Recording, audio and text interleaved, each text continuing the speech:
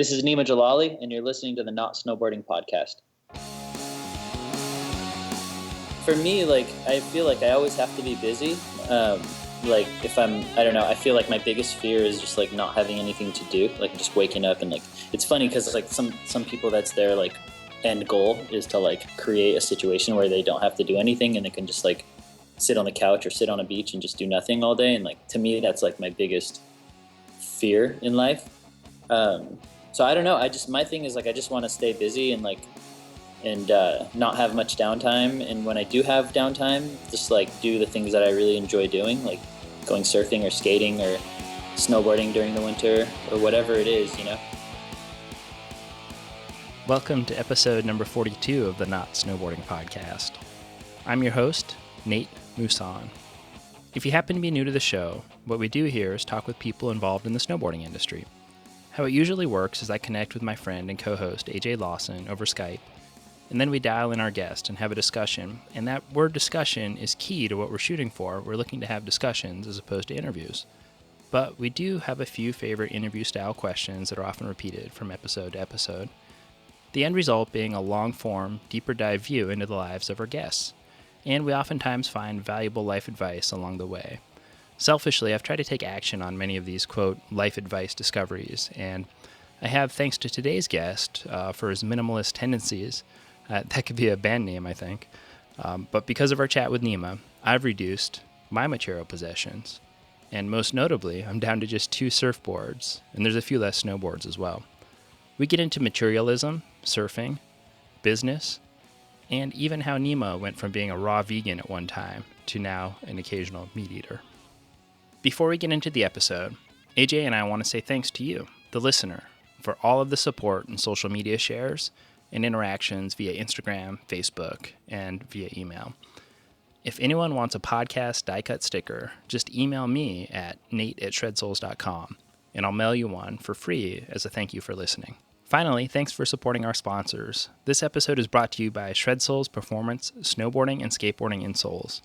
Shred Souls is a company that I founded, and if you've been listening to the last few episodes, you've probably heard that we're branching out of snowboarding into the skateboarding and daily wear space with a new model. We've just received the first samples of this new model, and it's beyond comfortable. Plus, it has several skateboarding-specific features, like a spine that helps protect against those painful primo landings. Anyways, I'll keep you in the loop as to when that model hits the streets, and if there's any skateboarding or snowboarding media outlets listening, hit me up if you'd like an advanced pair to review. Without further ado, let's get into today's episode with Nima. 2 quick notes, though.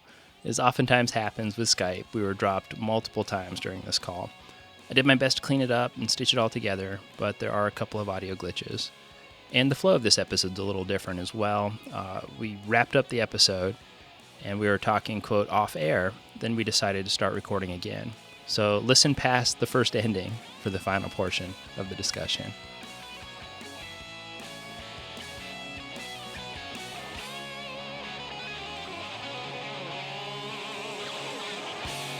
Yesterday, I had this crazy allergic reaction, and I've never had one before. Oh. Yeah, it was so fucked up. Or no, was that yesterday or the day before? It was the day before. And so, I was just, freaking out because I've never had something like that, and I've never been allergic to anything. And then, so, I broke out into hives and shit, and, I was just, I don't know, I didn't know what to do, so I went and got a Benadryl and passed out, and the whole next day I was just so fucking out of it because I don't usually take medicines like that or whatever. And I feel like I was just super out of it.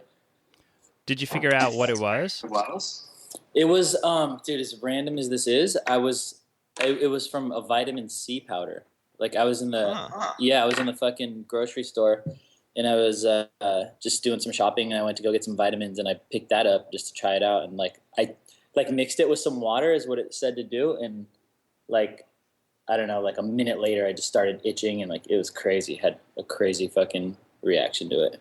Let's dig into that in a second, but I'm getting a crazy echo. Are you guys hearing that? Yeah, I'm hearing some feedback. Are you? Oh shit. Hold on, hold up. Let me close this door. How's that? Let's see. No, I think we're good. Yeah, I'm not hearing anything now either. I was hearing my voice. Yeah, Skype can be a bitch sometimes.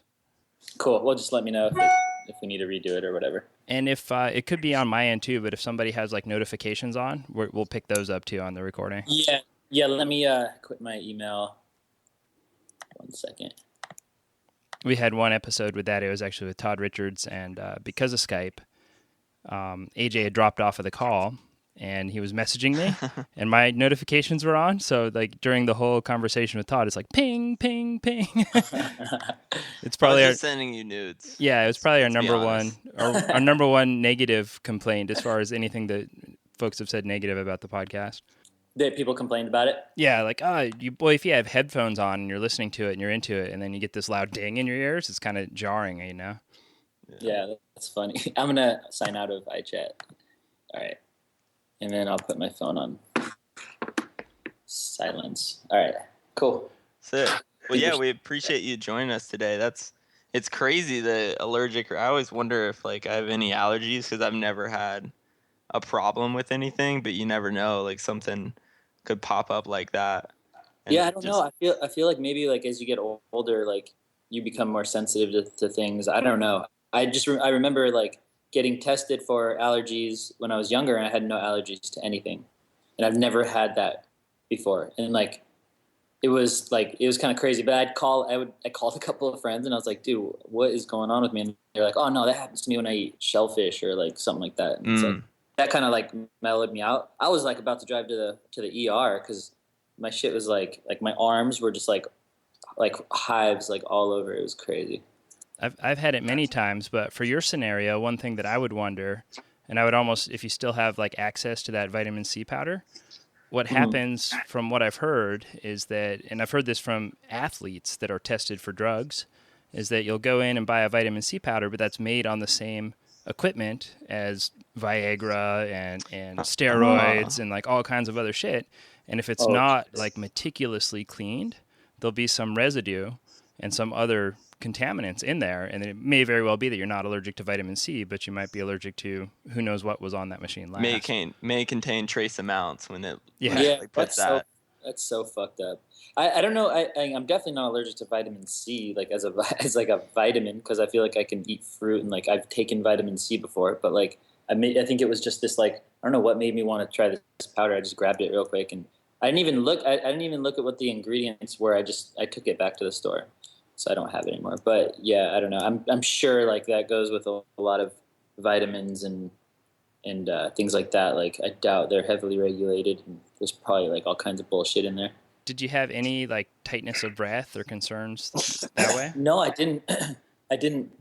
My friends that like told me that they have had similar things told me that they did get tightness of breath and their throat started like swelling up or something like that. But that didn't happen. I just like my arms felt like they were burning. Yeah, there was like hives everywhere. It was crazy. And then I took a Benadryl and I just like it knocked me out. And I woke up in the morning and I was like 100%. Other than I was like fucking just feel like I was hungover from Benadryl, and then like I feel like my body was trying to fight off whatever the fuck was going on like so hard that I was just like walking around exhausted all day.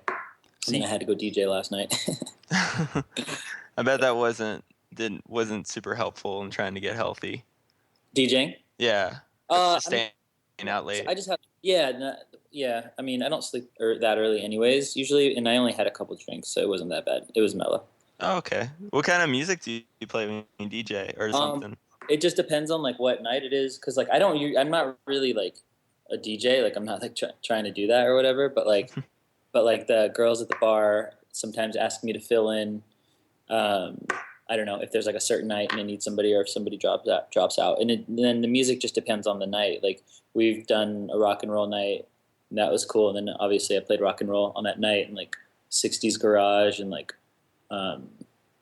Just like stuff like that. And then last night was like ladies night or girls night, and girls just want to kind of dance to like stuff they know and stuff they hear on the radio. So just like playing a bunch of rap and stuff like that. This was at Black, right, in Hollywood? Yeah. So when did you get involved with Black? How did that come about? I got involved. Well, it's been a little over 2.5 years, I think. Yeah, so I don't know. Maybe like almost 3 years now since like the whole idea or whatever started, and I joined with them. And I got involved because I'm an investor. You know, there's a bunch of investors on board, and I'm lucky enough to be one of them.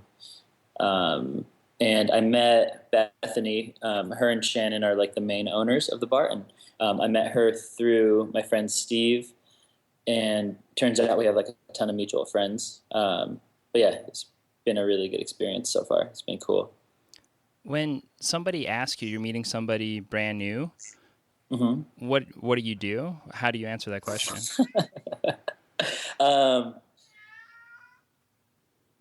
I don't know. Like usually it's like I'll say that like I have like a brand I started in the action sports industry or like the snowboard industry, you know, something like that. That's pretty much it. I mean, like for the longest time, I would just say like, oh, I snowboard for a living, but like that's not the case anymore. But I don't know. It's always a weird question because like I feel like when you say like, oh, like I own a brand and this and that, like you like automatically sound kind of like I don't know. I feel like it makes me sound like cocky or weird, even though like the brand isn't like on some crazy mainstream level. It just I don't know. But that's usually what I say. I just say like I started a brand in the skate and snowboard industry. But I don't mention like the bar or nothing because like that's an investment. That's not like something that I'm like actively working on or work on at all. But your investments are very, I hate to use this word because it's cheesy, but synergistic to your lifestyle, right? I think so. Like, what do you like? In what sense? Well, you invested in a bar, and you go to the bar. You're a patron too, and you're a part of it in a way. It's not just like when you buy a stock online and hope it goes up. Yeah, totally, for sure. I mean, I think that was one of the most appealing things too. And like, I've always wanted to own a bar, to like open a bar. I've talked to friends about it for a while, and then like I remember we even were looking for a while, but then it just never happened. So this one was like the perfect situation because I mean I love going there. It's cool, and everyone involved is like super cool. So yeah, it's cool. I mean, I'm trying not to. I don't drink as much these days as I did before, but definitely like on the weekends, it's cool to go over there and have a couple drinks. I'm struggling with that one myself. So what's your like? You just drink way too much, or what's your? Oh, I did 2.5 years sober here recently, and it wasn't like I had a moment that was, you know, like the alcoholic stories. And it's funny being sober for 2.5 years. You meet people at parties and they're like, oh, I'm sober too, and they tell you their story, and they're like, oh, I crashed a car, lost all this money, gambled, what have you, and I'm just like, I kind of had some hangovers and thought alcohol was bad. Yeah. So I just fell off the wagon here recently. So I'm just struggling with, you know, do I continue to have a drink or not? And for the past couple of days, I've kind of been on the not side, and I'm just hoping that I can stay there. Yeah, that's cool. I mean, I feel like if you can do it without like abusing it, then, you know, if you enjoy it, like it can be healthy. I feel like I enjoy having like a beer or a glass of wine or whatever, like after like a long day, like, and it doesn't really even get me buzzed or anything. It's just kind of like a relaxing thing. And I just enjoy that. And I feel like there's no hangover the next day. And like, if I could do that, I mean, I don't do that every night, but like, just, I don't know, some, like maybe a few nights a week, but if I can do it like that, I'm good. But if I go out and like stay out till 4 and just get so fucking just blacked out or whatever, like, I feel like my body can't handle it anymore. Like the whole next day is just done. Yeah, if it's slowing you down, it sucks. So it's weird because when I was younger, I feel like I never got hangovers. I used to think that was like just a thing people said to like sound cool or something. Like, oh, I'm so hungover. But like, and I never got them. Like I remember like in like my early 20s, like there was like one summer where we drank every night and skated all day, like every day. And I wasn't even drinking much water. I was just getting fucked up at night and just skating all day. And I felt great. Like every day I felt good. Then I don't know what happened. I think like once I like was in my late 20s, it just started creeping up where like you just had those like gnarly hangovers where you just don't want to get out of bed or do anything and just feel like shit. I feel like the only like thing that can like solve a hangover for me is like some kind of exercise, like making yourself go do some kind of exercise. Like I've been surfing lately and like I feel like if you make yourself go surf, like that kind of can get rid of the hangover or at least make it feel a lot better. You just described my weekend. You get up early to go surfing? Like how, like if you had a night out and anticipate a hangover? Do you like, all right, I'm gonna get up early and try to beat it? No way. I just like usually like if I'm out with someone and we're like, oh, we're gonna surf tomorrow, it's just like, all right, well, whenever we wake up, and it's usually like I don't know, whenever, like 11 or something, and then actually get in the water by like 1:30 or 2. But no, what's that's like the worst combo for me is like hungover and no sleep. Like that's the ultimate worst combo. You're just describing my weekend. I went to the beach with a buddy here for his 40th birthday and partied all night and then tried to surf in the morning. We got in the water and that helped, but it was extra, surfing's always hard. It was extra hard, not having much sleep and then also being hungover. But the water did help. Yeah, for sure. Yeah, I don't want to sound like I'm some kind of crazy drunk. Like I don't even really go out like that much. It's usually just like once a week, if that. I'm like pretty mellow these days.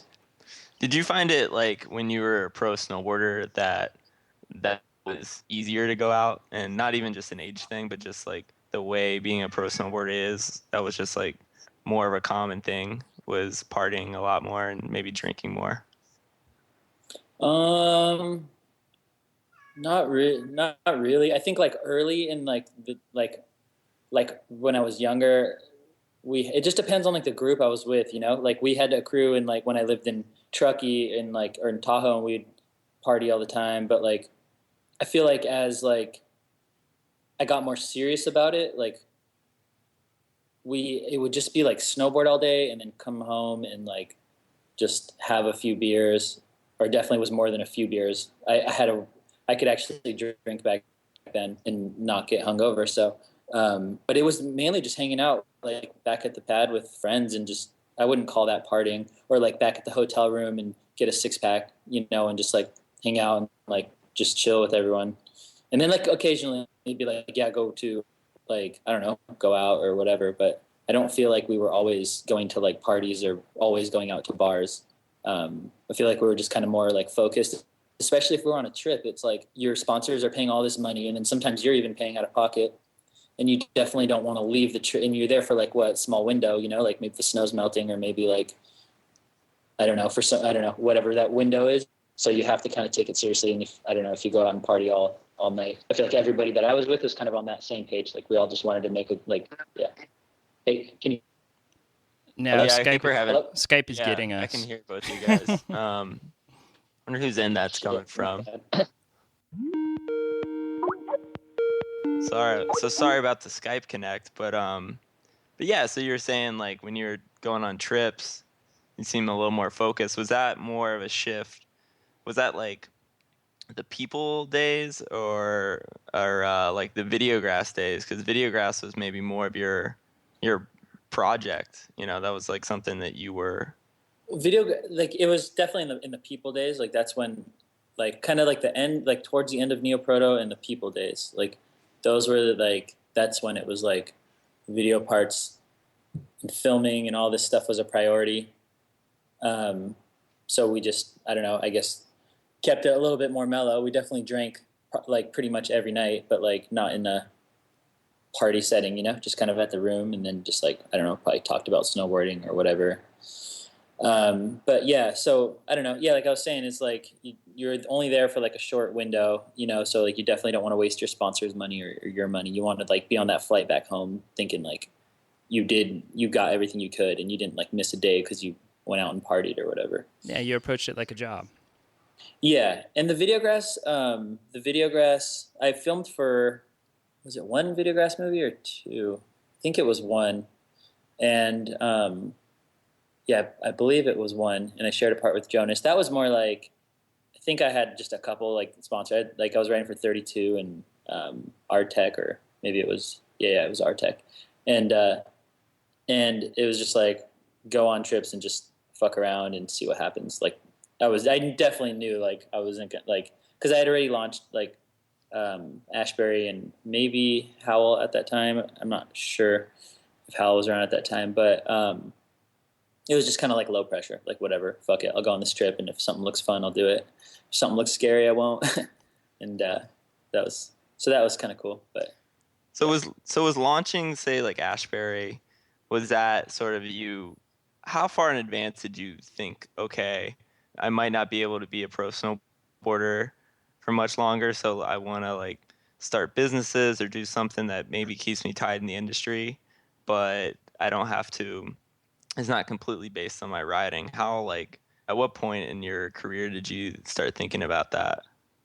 I thought about that before before my career even. Like I feel like I knew that the whole time, you know, that like you're gonna be 35 one day and like your body's gonna slow down and you got to do something, you know. I just always figured it would be like start my own thing or like work in the industry. Like I just one or the other I wanted to do that. And I feel like I had some friends with like, you know, like even before when we were just like snowboarding all the time, we didn't know if we were going to go pro or like that was going to be our career. Like we still were like, okay, we're going to start a brand together at one, you know, at some point. So I feel like I've always had that kind of mindset about it. So you had snowboarding only lasts for so long, you know, unless you're like Shaun White and you made like, okay, I mean, I don't know how much he makes, but like probably just enough to be set forever.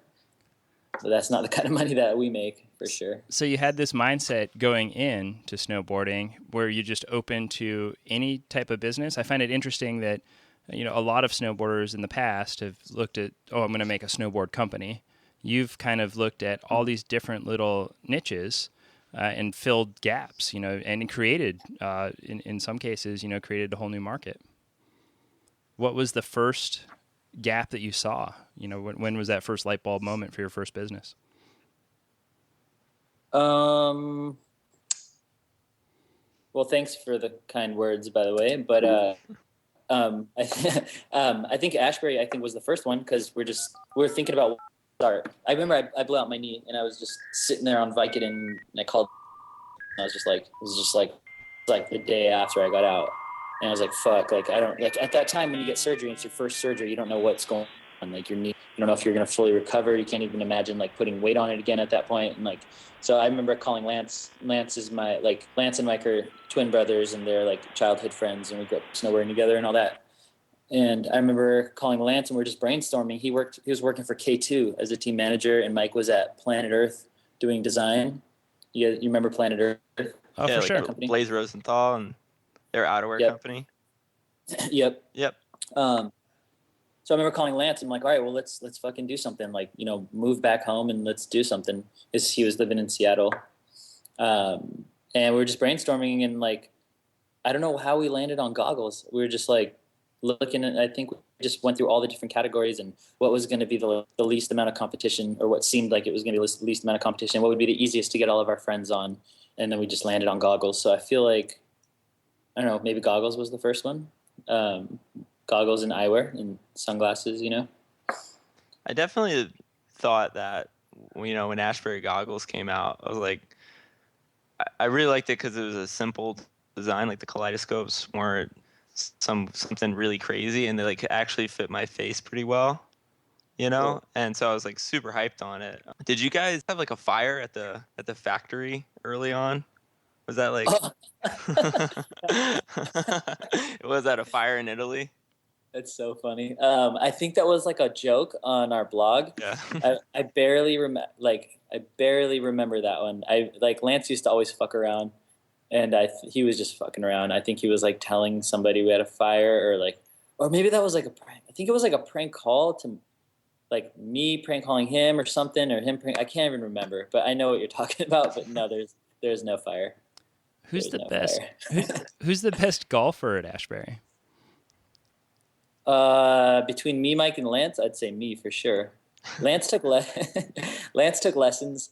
Mike isn't good at golf because I think he says his back hurts when he plays golf, and he's too much of like a powerhouse. Like he tries to kill the golf ball. Lance took lessons, but he never. I don't know. I feel like he just doesn't play anymore, and I don't play that much. Just like once every like 2 weeks or something, but. I had like a phase where I got super into it and went to the range all the time, just like put on headphones and hit balls. And one of my good friends is a golf pro, so he kind of would teach me and stuff. So I'd say I'm probably better than Mike and Lance, but I don't know, probably not by. I'm not that good or whatever, like not by a lot. When's the next Open? The next Open? Oh, the Ashbury Golf Open? Is that what you're talking about? Yeah. Or... That was when I feel like that was maybe like my fucking third or fourth time ever even playing golf. That was so silly. You're talking about that edit, right? At that little golf course with like Dirks and... Yeah. Oh my God. That's so funny. I watched that not that long ago.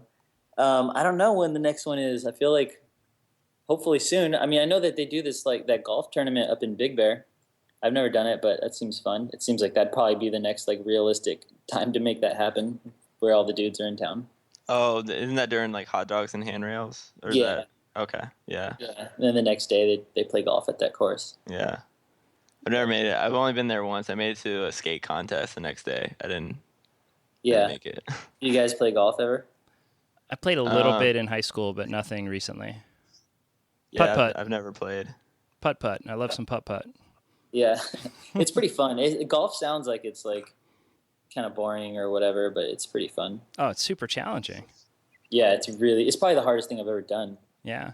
I always think that it's something I'll do like later in life. If my body's not working really well for skateboarding or snowboarding or surfing, then it'll be a golf course. For sure. I feel like there's got to be like some kind of competitive like outlet, you know, like when you get older, and you're definitely not going to like, I don't know, keep up with like the young kids and skating, and your body might not even be able to handle it. Like snowboarding and surfing the same. I mean, surfing is probably the most realistic that you can do like when you get a lot older, but I don't know. I feel like playing golf is definitely like not a bad thing to do when you get older, and it's definitely like a competitive thing for sure. So I have so many questions for you on the business side. I don't even know where to start. One, I noticed that you're following Gary Vaynerchuk on Instagram. Gary V. Is he someone that you look up to in some ways, or what have you garnered from him?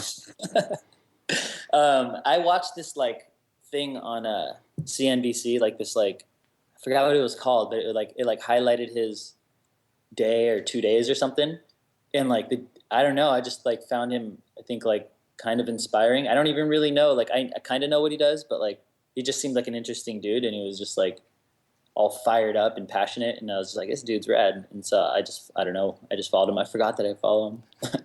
He works really hard.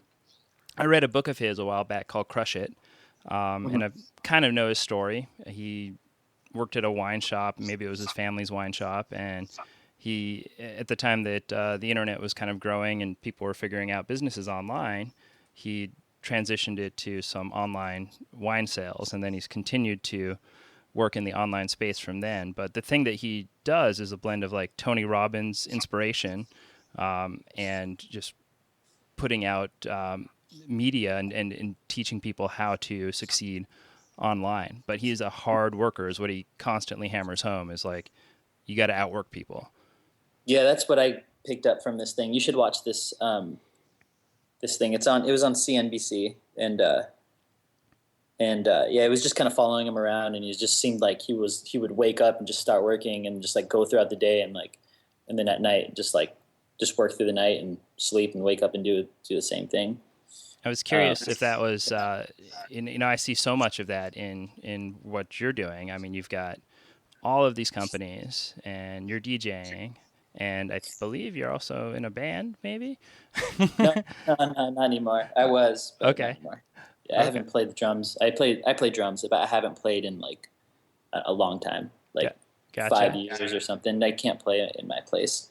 Otherwise I would. But I don't have time to be in a band, nor do I really want to be in a band. Well, exactly. And then there's all these physical recreation outlets too, between surfing and snowboarding, golf twice a week. How do you choose what to do with your day? Well, golf is definitely not twice a week. It's more like twice a month. But for me, like, I feel like I always have to be busy. Like if I don't know, I feel like my biggest fear is just like not having anything to do, like just waking up and like, it's funny because like some people, that's their like end goal is to like create a situation where they don't have to do anything and they can just like sit on the couch or sit on a beach and just do nothing all day. And like, to me, that's like my biggest fear in life. So I don't know. My thing is like, I just want to stay busy and like, and not have much downtime. And when I do have downtime, just like do the things that I really enjoy doing, like going surfing or skating or snowboarding during the winter or whatever it is, you know? So I don't know, like, I feel like it's not that much. I mean, there's another project that I'm actually working on, that's going to launch in about 3 months that I'm really excited about. And I feel like I'm not like at that point where I'm just like so busy. I know it was like hard to line up this interview because I was kind of, I don't know, some shit came up, but like I'm not that busy, you know, and, to the point where it's like, and we were stalking you all over Agenda too. Oh, really? Yeah, I think we dropped by the, I think it was at Baker Boys where Deathlands and Ashbury. Yeah. Got a booth. Yeah, we were like, oh, let's see if Nima's around. I only was there for like 10 minutes at the booth and maybe like 30 minutes at the show. I just did like a lap or whatever, and then got out of there. It's just, I don't know. It's not, I feel like it's just so hectic there. It's not really, you don't really get excited being there. I feel like so much cool shit was coming out of the surf zone though. Like I walked pretty much throughout the whole show, and like walking through skate, some pretty cool stuff, and like streetwear, it was like whatever. But then I just feel like there's like some cool shit going on in surf right now, like as far as design and aesthetics. Like a lot of these, I don't even know if they're new brands, but just a lot of brands that like have like more of like an, I don't know, like an elevated design, you know, than like a traditional skate brand or whatever. So I did walk around the surf area a lot and just checked out different things and what was going on. AJ had to pull me out of the Shaper Studio booth over there. He was like, dude, there's the rest of the show here. Quit, get out of this booth. That was my favorite part as well. Yeah, it's a trip. I don't know if that's like a new thing, because like I feel like when I was younger, all the surf bands were kind of like Quicksilver and just like Lost, and like, I mean, I didn't really pay attention then, but like I feel like it is some kind of a new thing going on. And there's like What Youth, like those magazines, and Monster Children and all this stuff that's kind of like tied to surf. That's really sick. Even if you don't like surf, I feel like if you like graphic design and cool shit, like it's definitely more appealing than a lot of like the skate brands. And I think Monster Children has done it for me, like gotten me way more excited about surfing. That was something that, I mean, it helps living near an ocean. Like I grew up in West Virginia, and there's no surf scene there, at least that I know of. Like I don't know that many people that go to the beach on the weekends for there and go surfing. But yeah, being in California and then having access to like seeing stuff through Monster Children or whatever got me like way more excited to actually go out to the beach and like try surfing, try to learn how to surf, and like watch surf contests. But yeah, there is something like super exciting about it right now. Mm-hmm. They're nailing it. Like some brands are nailing it. I think you should check out What Youth. Have you heard of What Youth? Oh yeah, I haven't. I don't think so. They're really cool too. And then there's Disillusion. It's pretty sick too. Yeah, out of France. Yeah. That's kind of like, I feel like equally like snow and surf maybe, but yeah, What Youth is really sick too, for sure. Then I think Vissela kind of encapsulates that vibe as well, and they're like a wetsuit and like bag company. Yeah, I've heard of them. What? Yeah, there's so much cool shit. What what surfboards do you usually ride? I just have a used fucking some random shaper shaped it. I went to this surf shop in the town that I grew up in, which is nowhere near the ocean, but it's a surf shop, and he had a used board for me, and I use it, and it works, and it's just this little short board, and I can throw it around, and I don't really care if it gets dinged up or whatever. It's like I'm just gonna surf that until I get good enough to really notice a difference of a new good board, because I'm not that good. Like I don't go enough to progress a lot, and I feel like I get a little bit better each time, but I'm just like, I'm able to like pop up and, ride waves consistently and like make little baby turns and stuff. And that's good enough for me. But I just don't feel like I'm at the level where I need like some like crispy brand new $500 surfboard or something. Yeah. We're in a very similar spot, but you're way smarter than me, because I keep thinking I can spend my way into being better. No, I feel like the same thing with like snowboarding and like, or even like golf. Like we're talking about like people like who suck. They're like, oh, it's these fucking clubs, but you give like a good golfer like some shit clubs from Goodwill, like they're still going to kill it, you know? Like, I don't I don't know. Yeah. I think like you definitely, I mean, I don't know how good you are, but for me, like a better board isn't going to really do anything. Like this board is fine. It's definitely not the best board out there, but it floats and it's a little short board and I can make some little turns, but I feel like I haven't hit that like point yet where I'm good enough to justify getting a new cool board. Even if it was like given to me, like I wouldn't want to just go fuck up like a nice surfboard. Well, it's smart because changing equipment changes things, and it actually can be a detriment for a while until you learn, you know, the subtleties of that new board. You know, the balance points are different, it turns different, and what have you. So I definitely could have done without a board or two in my life. Can you comment or elaborate at all on the new project? When is this podcast going to be out? This probably will in be out 3 in weeks. 3 weeks. Right? Yeah. Ooh. Fuck. I feel like I wish I could, but it's so different. Like the product is so different than anything. I don't want to like say what the product is, even though it's not like a groundbreaking product or anything. It's just like something way, way different. But I will say it's going to be heavily involved in the surf industry. And so it'll probably be marketed most heavily in surf and then snow second, and then just have a few skate ambassadors. Cool. Yeah, fuck. I wish I could say it, but it's 3 months out and it's like, I don't know. I just like, not to sound lame, but. No, totally understand. No, we're still excited. We'll hang up when we hang up on this call. I'll tell you. I'll talk about it. Cool. Call you guys back. So we'll get the sneak peek. All right. Yeah, exactly. So well, your secret's safe with us. Cool. Another question that I have on the business side is you've done all these successful businesses and successful investments. Have you had any just failures? That's to be seen, I guess. I have an investment in a clothing brand in the skate industry, and we'll see how that goes. It's definitely growing, so I don't see that as turning into a failure or like not working out. It's in a pretty good place right now, but it's like still in this like phase where it's like it can go either way. I feel like, and then we opened a juice bar, and then it was going super good, really, really good in the summer. But then somebody came and made us an offer to buy it. This dude came in, this super rich guy, left a note that said, "I want to make an offer on your juice bar," and I ignored it for. Like I would only go there like a few days a week or whatever, just to like see how everything's going. And sometimes I like to post up and work there or whatever. But we had some management issues, and my ex-girlfriend at the time was managing it, and she kind of got over it. And we tried new managers, and it just turned into this headache, and it turned into this headache for me, which was not even, which is what I was trying to avoid the whole time. And so I called that number, and this dude made us a pretty good offer on it.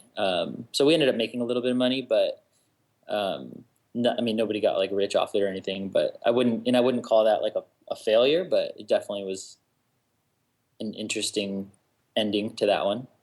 Well, that's an amazing track record. I mean, you talk to, and I've talked to personally so many entrepreneurs who have, their very first 2, 3, 4 businesses, they fall flat on their face. So to even, come out with a small profit or break even on one is awesome in the scope of things. Yeah, I mean, if you can get experience from something, that's like, I feel like that's the most valuable thing. But I don't know. I think I've been pretty lucky as far as like how things have turned out. Nothing has like fully failed yet. Knock on wood. Is there? Did you have any formal education in business, or was your dad a big influence? Because I know he owned his own businesses, right? Yeah, my dad was like, I barely graduated high school, went to continuation high school. That was just because of snowboarding, because you could get out of high school at 11 if you went to continuation, and the mountain was like 30 to 40 minutes away, so we'd just go snowboard every day after. And then I took one college class or whatever at like a community college just to like make my dad hyped. But yeah, growing up, he owned restaurants, and so he was gone. I don't know if you guys know anybody who owns a restaurant, but it like sucks up all of your time. You always are there regardless of how hard you try not to be there. So I would just see the way his work ethic was, I guess. And I didn't really know it at the time. I just kind of looked at it as like, this is crazy. He works so much. Like he's gone from morning and gets home late at night. So I don't know if that was like an influence on me and like why I want to stay so busy or whatever, but I'm assuming that that's probably why. Yeah. And that was kind of, paralleling into a question that I had, and your dad might just be the answer for it. I don't know, but do you have, or have you recently, connected with any sort of a business mentor? Yeah, there's a couple people that, I guess like if there's like an investment or like whatever, like, I don't know, a project that I'll bounce ideas off of, but there's no real like one like mentor or whatever. I don't know. Just feel like there's a couple people that have done well for themselves that like I'll pick their brain on certain things and take their advice or whatever. But yeah, there's not like one person. Age-wise, are these people decades older than you? Same age? How does that stack up? They're older. Like one guy that there's this one dude named Robert, and he what he does is like align companies that are seeking investments with investors.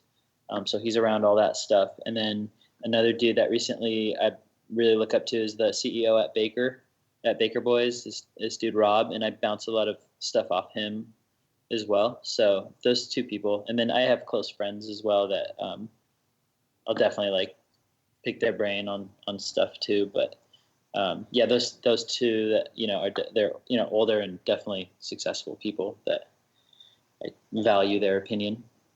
Do you think being based in LA, I mean, I guess growing up in LA helped you with this, but expand, like Ashbury is skate and snow, but it also is like Ty Dollar Signs and Wheezy, where I've seen them wearing Ashburys. Or you guys did a collab with Ty Lawson, right? Mm-hmm. Yeah. And basketball player. So do you think being in a place like LA allows you to branch out like that and go in these other industries? Well, I think for skate, definitely, because skateboarding is mainly in LA, like the huge part of the industry is in LA, and all the other stuff is just like through networking and meeting people that know people or whatever. Yeah, so I mean, I don't know if that, like, I'm sure it doesn't hurt, and I'm sure it helps, just because the people I've met that have connections with those athletes or musicians or whatever, they're from LA. So yeah, I'm sure it helps. I mean, I was thinking like other companies that are based, not in LA, maybe like Vermont, and they want to break into that, and it seems less authentic because they're not in those areas where, it's easier to network. Yeah, I mean, it might be on like a less organic level, like where they can just hire a PR person, and then like the PR person sends that product to that dude, and then it ends up in some kind of thing where it's like the stuff that we've had happen are like, for like, I don't know, like our good friend is friends with Ty Dollar Sign, like he's like his stylist or whatever, or like with Ty Lawson, my friend is friends with him, so it's kind of like more of a natural thing. Like either they would hit us up and be like, hey, you got any shades for this dude or whatever. So it's been like it's gone down in like a non-forced way, I feel like. Whereas like maybe some brands, like for sure they're paying these dudes, well, probably a lot of money too, to wear their stuff. Absolutely. So you mentioned that you're aware of some of the retail struggle with brick and mortar retailers. What are your thoughts on direct sales, companies selling direct? Do all of your companies sell direct, or does each one kind of have their own policy there? Howell was not selling direct we still are not, but we're going to start when we launch our bag line next week. So next week we're going to launch our backpack line and welcome Eric Ellington to the team and all that. And so with that, we're going to sell it direct. My thoughts on it, I was against it for the longest because I remember like everyone telling me it was a bad thing just because it's like competing with with retailers, and you're competing with online retailers as well. So like if someone like a big box store wants to do like an online test, you know, I mean, the chances of it doing well are probably not that great if you're selling direct, because people would probably rather buy it through you, or just more naturally land on your page, I feel like. But it just seems like you have to do it now. It seems like it's hard to rely on retailers right now. You know, I mean, there's really good ones that are doing really well. You know, I had some good conversations with some very healthy retailers this winter. But then on the flip side, you know, like I've seen a lot of them drop out, and my perspective on it has kind of changed. Like, I feel like it's okay now to sell direct. And I don't know if that's just because everyone's doing it now, but it took me a while to get to that point. Because for the longest time, like, people would get bummed out. Like, I remember when we first started with Ashbury, when we decided to sell direct, it was like a big deal. Like, people were upset. Like, some of like the major accounts were like, well, now you're competing with us. But now I feel like name a brand that doesn't sell direct now. It's tough. You know, I don't know who doesn't. I think everyone does. Yeah, it's finally. I can only think of IPP, in snowboarding. Oh yeah, is Pete not selling online? I don't think so.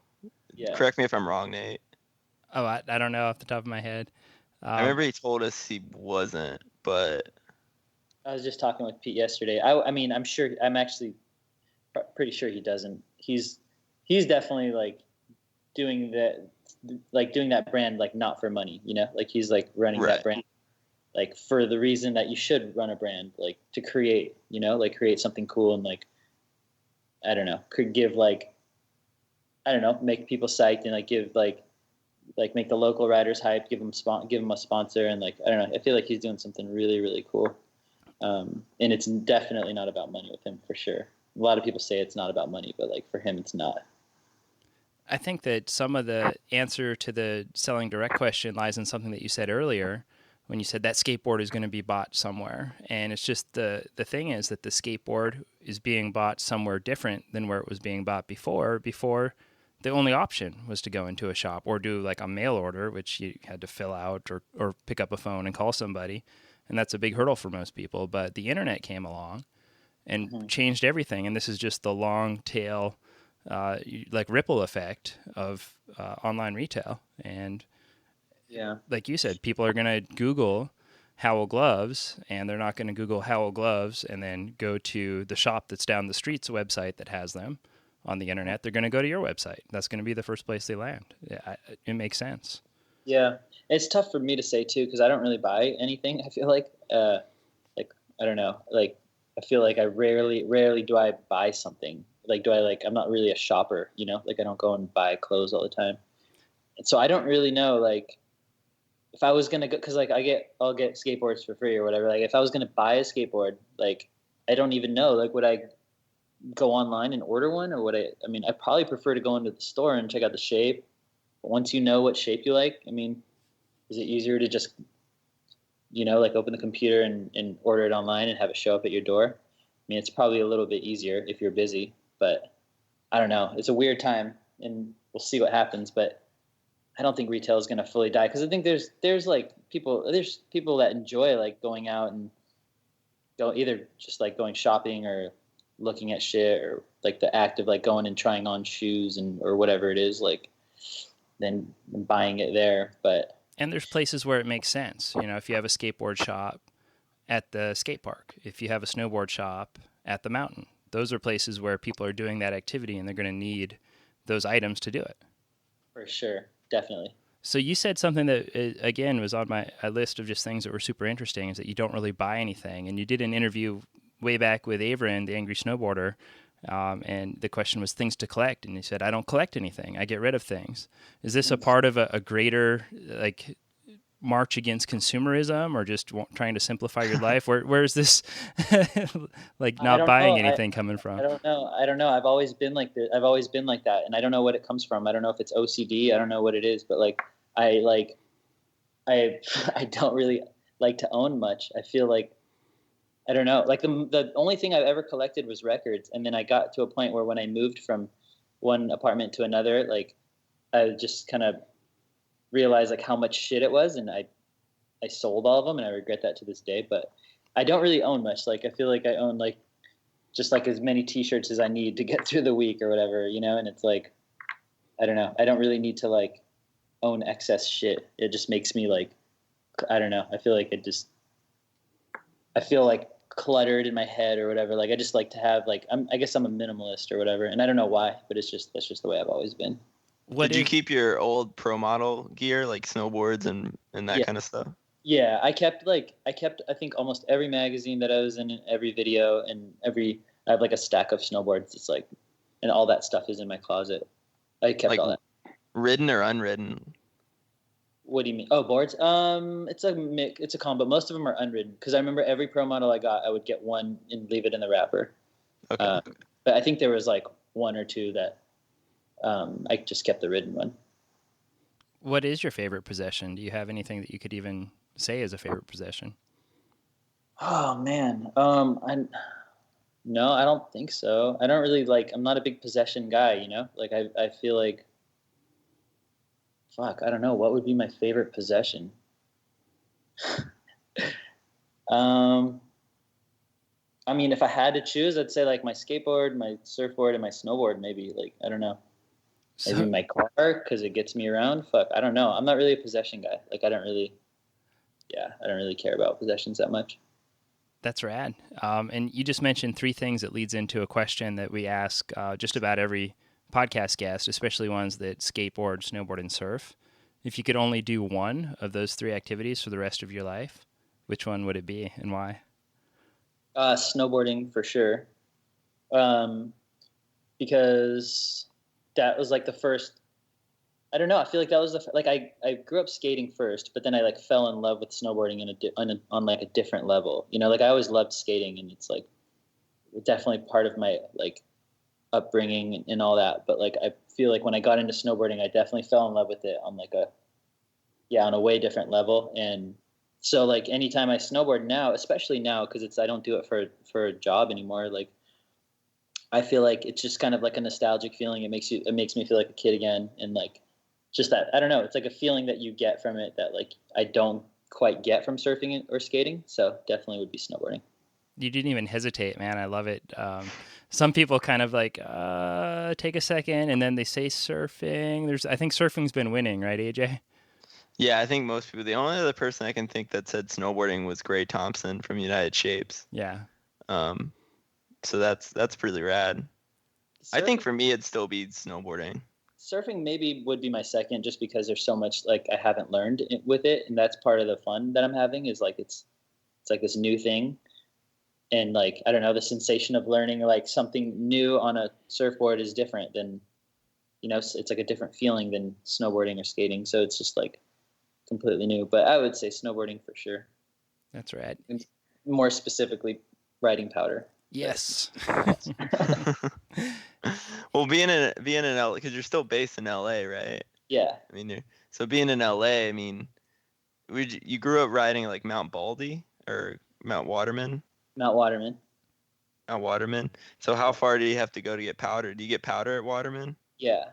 It depends on the season. I mean, we haven't had good snow here for like 4 or 5 years, but this year we had a couple of really good days. We went to Mount Baldy, got a powder day, a really, really good powder day, like deep, and it was fucking epic. But growing up, there was like, I remember during El Nino, like those years, we had powder all the time, and it was like, it's right there. It's like 30 minutes away. There's a place called Cracker Ridge. I don't know if you guys have heard of it. It got burned down. Like the lifts got burned down, but it's like 5 minutes, or no, not even, like 2 minutes past Mount Waterman. But yeah, I mean, I guess Mammoth, you know, they get a lot of snow up there, and that's like 4.5 hours away. It's not that far. And then I don't know. I mean, Utah's only like a short plane ride away. But you know, on a good year, we're getting good snow up at Baldy in the local mountains for sure.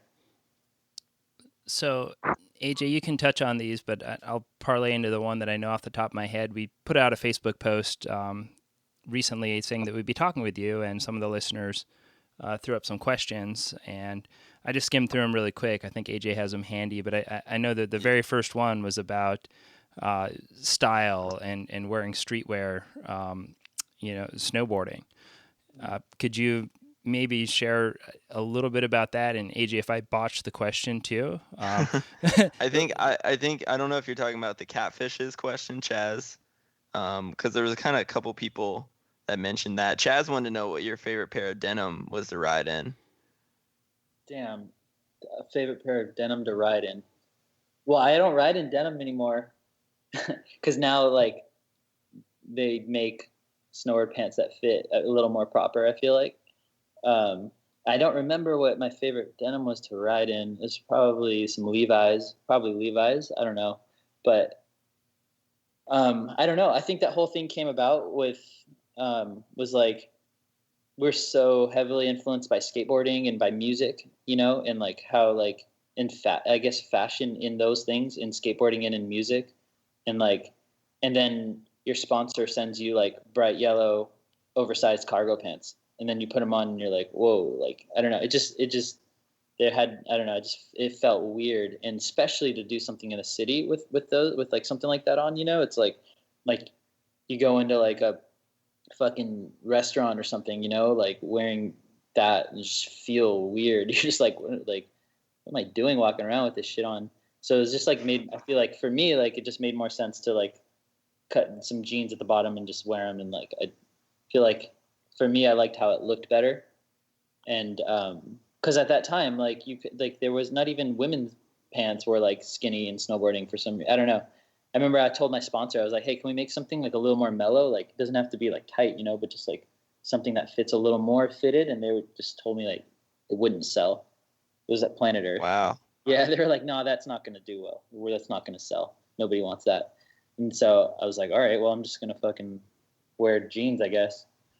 So I don't know. I guess like, yeah, I like the way it looked. And then also it's like, if you're going to, I don't know, go hang out. Like I remember we'd go to New York City to snowboard, and it's like, if you're going to fucking walk around in New York City, like, or like, go eat or whatever, like you just feel a lot more normal, and like something that like looks like fits a little more normal than like some bright yellow fucking cargo pants or something. I don't know. Like, it makes a lot of sense to me because when I think about going skating, I don't really put on like a different t-shirt or something to go skating, like a special, pair of pants or something. Mm-hmm. I kind of just put on whatever and go skating. And I kind of like that with snowboarding. You can kind of just wear what you want to wear, especially street snowboarding, and then take your boots off and you're in the city. It's not like you put on this special outfit to do it. Yeah. And these days it matters like a lot less to me. Like I just like, cause I just go up to the mountains and I'll just wear whatever that's waterproof, like I don't really give a fuck. But back like then it meant a lot more because I just feel like I was so into music and fashion in that sense, like I just really like had a specific way I wanted to like look and present myself in video parts and stuff. And like the stuff that like Planet Earth was making at that time was so far away from what that was, like I couldn't wear any of that stuff. So I had to like, I don't know, get creative and I don't know. Well, you were setting a trend, and you're a long-standing trend in the industry. Was there anyone on the snowboarding side that gave you a hard time for doing that in any ways, being different? I'm sure like a lot of people talked shit, but I don't give a fuck. Like I didn't really care what they said. Like they look back now and they're like, damn, I looked like a fucking idiot. But I've worn some weird stuff in my time. I mean, everybody has, but like, I just feel like some of these kids were I feel like it was so weird back then. It was like separated between like rock and roll kids and like rap, like hip hop kids, and everybody was so one way or the other. Like the rap kids would like, they were all my homies, but they'd obviously say something, and I'm just like, whatever, I don't really care. And like, then like they started like the time started changing, and then they started dressing like that, and it's like, now all the fucking rappers are wearing like skinny jeans and shit. It's like, it's just, I don't know. I guess it really doesn't mean anything, but I definitely did get some shit for it, but I didn't really care. Did we have other listener questions, AJ? Yeah, of course. Andy Peterson said he rode your Artec Pro model for a couple seasons, the one with the Tiger rotary phone graphic. And he's super fun board for Midwest tow ropes. Okay. But he said that How are you such an urban wizard, I guess, is this question. Urban wizard. Because I lived up in Big Bear for like 3 winters, and there wasn't really too many like real, like, I don't know, jumps that you could really progress on much more than doing like a 720 or something. And so we would just end up lapping through the park, and like from morning to like end of the day, like doing that. And then at the end of the day, like hiking a rail, like in the scene. I don't know if you guys know what that is. It's like a little spot with like handrails and stuff at Bear. And we would just hike it and just learn new tricks and just like, I don't know, like feed off each other and like learn new stuff. And like, that's all we did. Like we didn't really film up there. It was just like over and over again, just snowboarding like all day and into the end of the day, just repetition and like wanting to learn stuff. I don't know. I guess that's how I do. But what did he say? What did he say?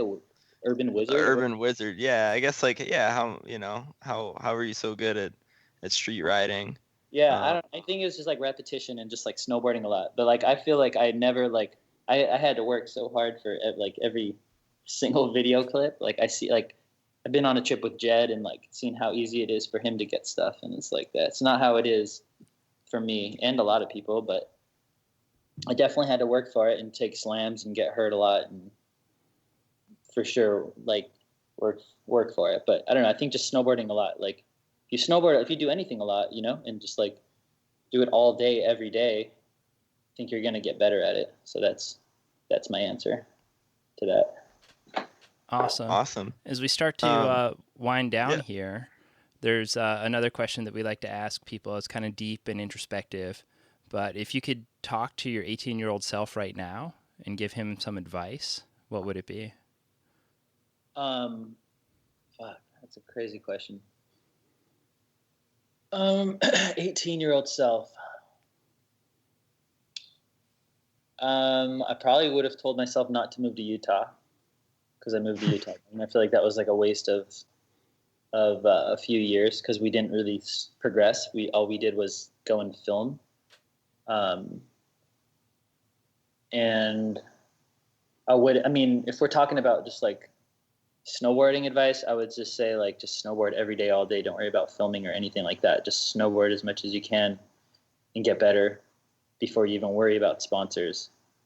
And then when you're ready, like you'll be ready. I don't know. I guess that's it. I think that's good advice for me right now. I need to snowboard a hell of a lot more. Yeah. I can't wait to snowboard again. Yeah, I'm pretty excited. I think I snowboarded like a month ago, last time I went actually riding, and I want to surf a lot more and skate, but snowboarding's still exciting for me. Yeah, where'd you go? I rode at Boreal. I live in Tahoe in the winter, and I like got to ride at Woodward for their little snow setup on the way down to SoCal. So do you live in North Lake? Yeah, I live in Truckee. I live in like Glenshire, Truckee area. Nice. I love Truckee. Yeah, it's cool. I like snowboarding in Tahoe a lot. It's really fun. Better weather than the East Coast. Yeah, that's for sure. Significantly. So it can get pretty warm there in the winter too. Like you can definitely get some like days that feel like spring, like right in the middle of the winter. Yeah, I mean that's what I loved about it. The first year I moved there, it was like, they said it was a really bad winter, but it was just kind of like really sunny. It didn't snow much, but it was just so many beautiful like sunny days, and you could still have fun riding park and slush and stuff. And I was like, this is amazing. This happens like once every couple weeks on the East Coast. We get like a nice sunny day, or right at the very end for a couple days. So to have this in January is incredible, and that's where I kind of got hooked and didn't want to go back. Yeah, and the town is really cool. It's got a good vibe to it. It's definitely a good spot for sure. Yeah, I'm hyped on it. Do you think you'll ever leave LA for the mountains? No, I don't think so.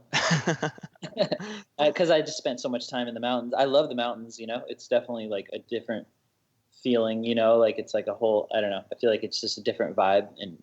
But I spent so much time in the mountains that I burnt myself out on like living there. And I don't know. I just really like where I live. If I was to make any kind of move, like it would probably be towards the ocean, but I don't even know if that would realistically happen. Gotcha. So do you have any kind of parting words for a kid that's a snowboarder that wants to start their first company? I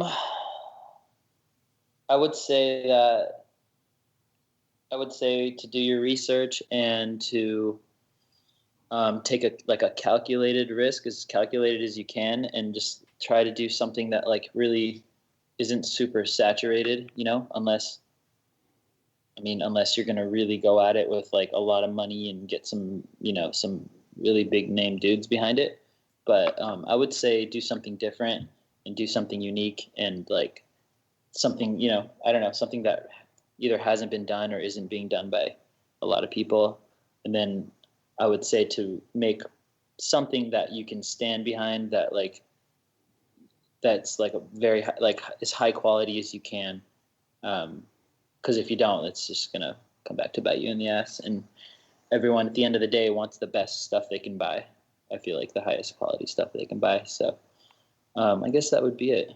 That's great advice. And I think that's probably a good spot to end it. And I apologize so much for how brutal the Skype connection was on this one.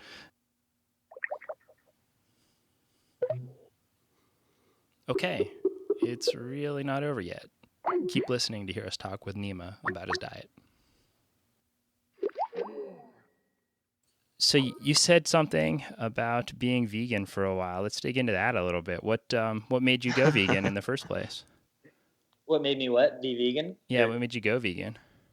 So when I hurt my knee, I had 3 knee surgeries, and I don't remember which surgery it was, but one of them, I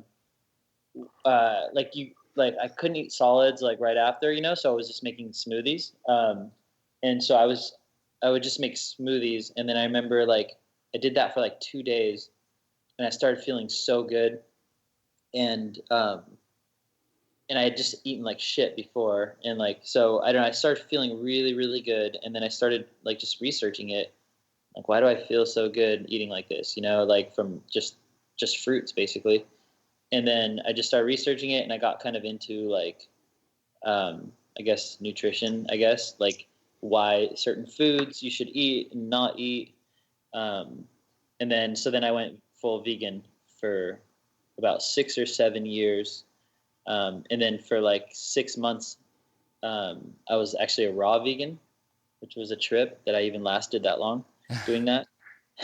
Cause that, like, are you guys familiar with that, with what that is? A raw vegan? Yeah. They don't heat up to a certain degree, right? Because the idea is like you kill off the micronutrients. Yeah, it's like I don't know. I don't know like how much I believe in it for like certain things, you know, like if you like cook the shit out of something, like yeah, I'm sure like it's not good. It's not as good as if you were to eat it like the way it was like meant to be, you know, just like picked off a tree and eaten or whatever. Right.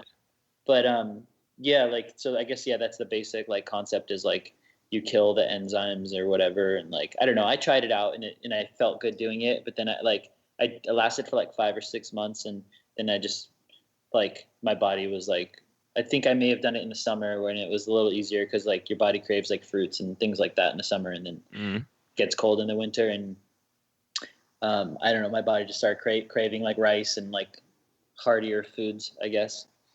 But it was interesting.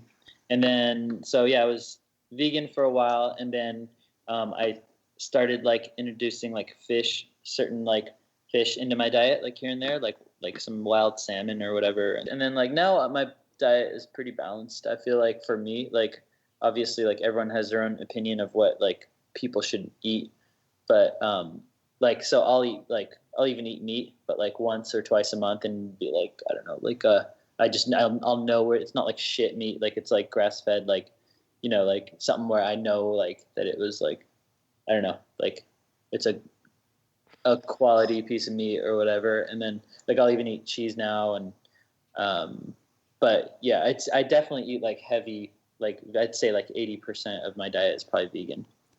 So what made you think like, hey, I need to try some fish?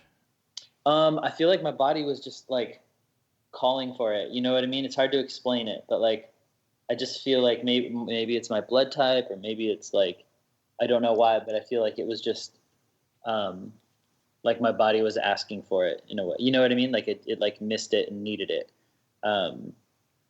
So yeah, so that's why I tried it, and I remember I ate it, and I was like, okay, well, I digested it well, and it felt good, so I'm just gonna eat this like from time to time, not overdo it, but just.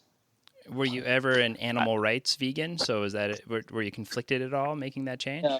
No, that was never the issue. That was never the issue. It was more of just like a health thing, you know. Like I felt like my diet was cleaner if I was a vegan, you know. Like I would make more responsible choices of like what to eat. Rather than if I ate meat and everything else, like it was like, okay, like fuck it, I guess we'll eat McDonald's, you know? Like you don't really make those decisions as a vegan, I feel like. Right. So I don't know, I felt better, and it was like just knowing that I was eating cleaner and getting into it, and like I don't know, like knowing where your food comes from, going to the farmer's market and getting like local produce and things like that. But yeah, I don't know, it's a trip now because like I'll eat everything. Not everything, like I don't eat chicken, and there's a couple things I won't eat, but like my friends still think I'm like just like over the top with how I eat. Like, well, food is such a charged issue. People get so emotional about it that it's interesting. A lot of the podcast listeners are going to love to hear this little bit, because we were talking earlier about one of the biggest critiques we get around sound quality and the pings on the Todd Richards podcast. And that'll be, we'll do our best to clean up the Skype issues on this one. But one of the other things, AJ and I both being vegan, it comes up, naturally. And there's a lot of non-vegans that listen that are like, oh God, you talked to Eddie Wall about juicing for 30 minutes. Like, fuck. I think that sounds really interesting. I listened to that podcast and I loved it. I was so hyped because I was like, what are they going to talk about? And when you guys got into that, like, I was psyched on that because I'm just interested in that stuff. But it's weird to me how like some people are so offended by it. Like I'm not a vegan anymore, and I'm not like offended by somebody who's a vegan. Like people get so scared and like so worked up about it. And it's like, I don't know. Do you guys get worked up if someone's eating red meat or something? Like it's not like I feel like it's nobody's business how somebody else eats, or nobody's business to get worked up about. My wife is 100% non-vegan, cooks meat in our house. I mean, I think that the golden rule of like non-judgment is just it. This works for me now, and that's how I look at every moment of my life based on every decision. So no, I try not to judge or be worked up about it. Yeah, but I find that like people do get worked up about it. Big time. For sure. I've heard people say this, and I agree with this idea that it would be better if most people ate meat, let's say like once a week, or it was an occasional thing. It wasn't something they ate every day. Mm-hmm. Then a portion of the population all cutting it out completely. And I think that's like you should probably eat mostly vegetables and fruits and that kind of stuff.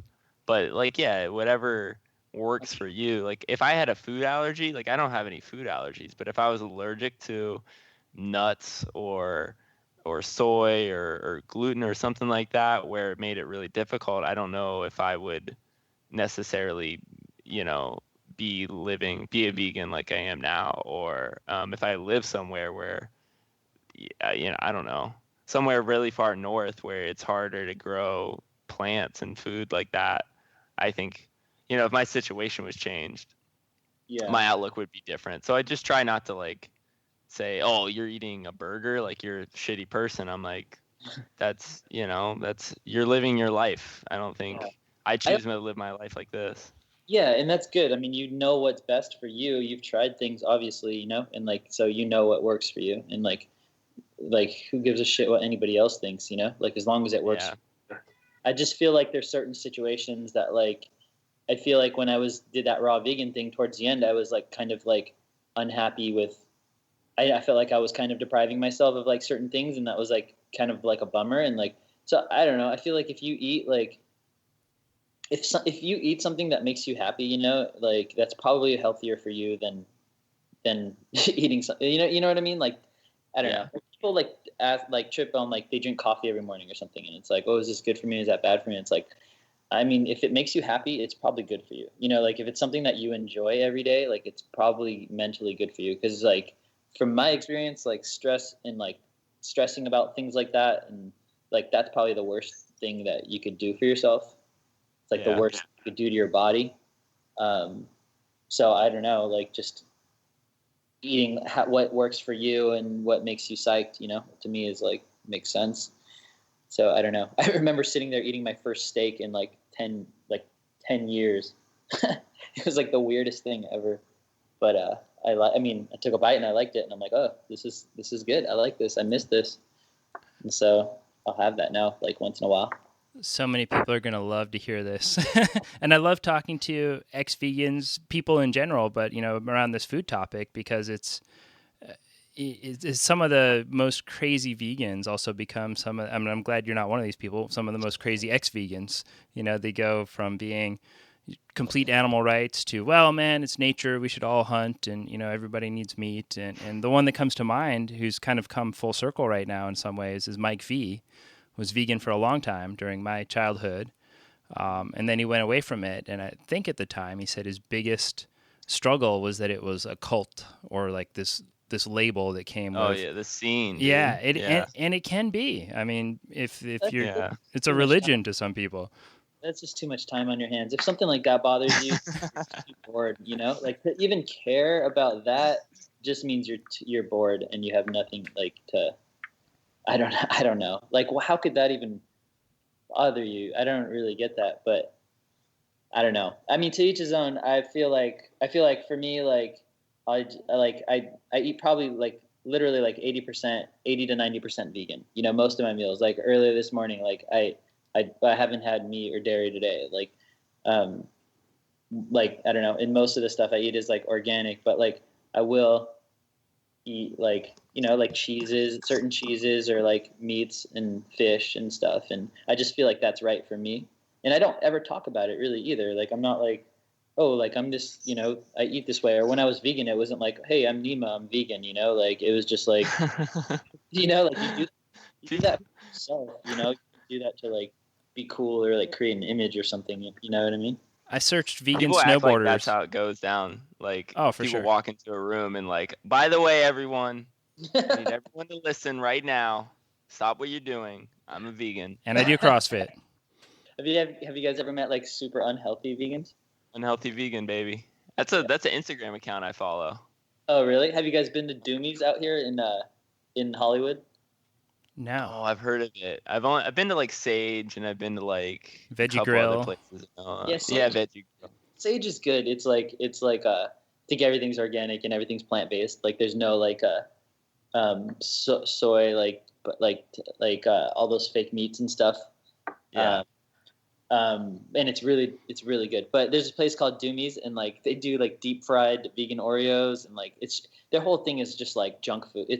They know it's like unhealthy, like just a bunch of deep fried shit. It's like really good, but it's just like an unhealthy vegan place. But I know some vegan people that are just like, they're vegan, but I think maybe more for animal rights and less for health, and they kind of like, I don't know, they're overweight and they seem unhealthy, and I think it's just like, all because you're vegan doesn't mean you're gonna be healthy, and I think a lot of people think that. But absolutely, I think there's, you know, I mean, I almost would say any diet can be healthy or unhealthy. Like if you, like sugar is a plant, you know, and you can eat sugar for the most part and be vegan, or you can, you know, but yeah, so the idea that like, oh, all vegans are health freaks. I mean, I love, like, Ben and Jerry's has that non-dairy ice cream now, and that is like such a treat for me. Because I just had problems with dairy, so that was a bigger reason like why I cut dairy out. Yeah. But that is like such a treat. But there's no way I'm saying like that is a health food. That is like something that's occasional that I treat myself to. Yeah. And yeah. It makes you psyched, you know, like that's probably healthier than anything else, But do you eat honey at all, or is that not? I try to avoid honey. I'm still on the fence about honey. I know a lot of vegans are like, if you eat honey, you're not a vegan. But there's a podcaster Nate and I listen to named Rich Roll that not only eats honey, but he has a cookbook that has honey in his recipes, and he has bees that he like raises honey, or what, I don't know what the term would be. Collects honey from. So, and he's like, it's vegan, like self-described, whatever. So I'm kind of on the fence about it. I tend to avoid it, but I don't freak out too much if there's something that has honey in it. Right. So when I was vegan, I definitely ate honey, and like I love honey. Like I feel like I couldn't go without it. So yeah. But like, people, it's weird. It's an interesting thing how like some people are like some vegans are against it. Some vegans are not against it. It's kind of weird. Kind of interesting. I just extend that same mentality to all of it to some degree. I mean, and that's my struggle with the label is I'll be at a restaurant somewhere and someone will point out, hey man, that was probably cooked in the same thing with some chicken or something. And it's like you want to draw these lines to subscribe to the label. And I think that was probably what Mike V's issue was, it's just, oh, if you do this, you're not vegan. All of a sudden you are or you aren't. I just try to do what's I feel is best.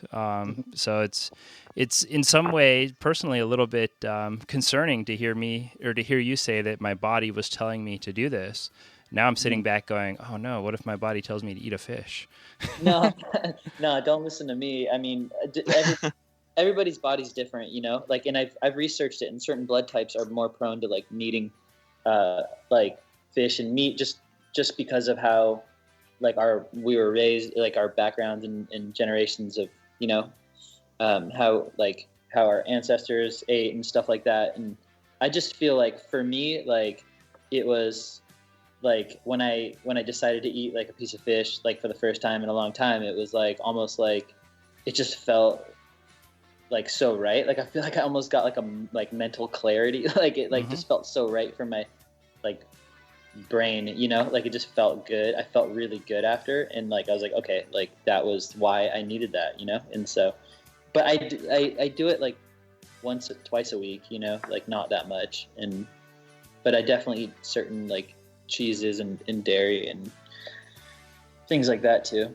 Nima, I thank you so much, man. I'll stitch this portion together somewhere in the podcast, and we'll make it work. I'll do my best to clean up all the Skype frustrations, but this has been really awesome, man. Really fun conversation. Thank you. Yeah. That's the end for real this time. Thank you for listening. Thanks for sharing the episodes on social media and telling your friends. And finally, thanks to Averin over at The Angry Snowboarder for syndicating the podcast on his website. If you haven't checked out Averin's Snowboard News YouTube show called Last Week This Week, go to YouTube now and subscribe. Finally, don't forget to hit me up if you want a podcast die cut sticker. Just email your address to nate@shredsouls.com. Until next week, peace.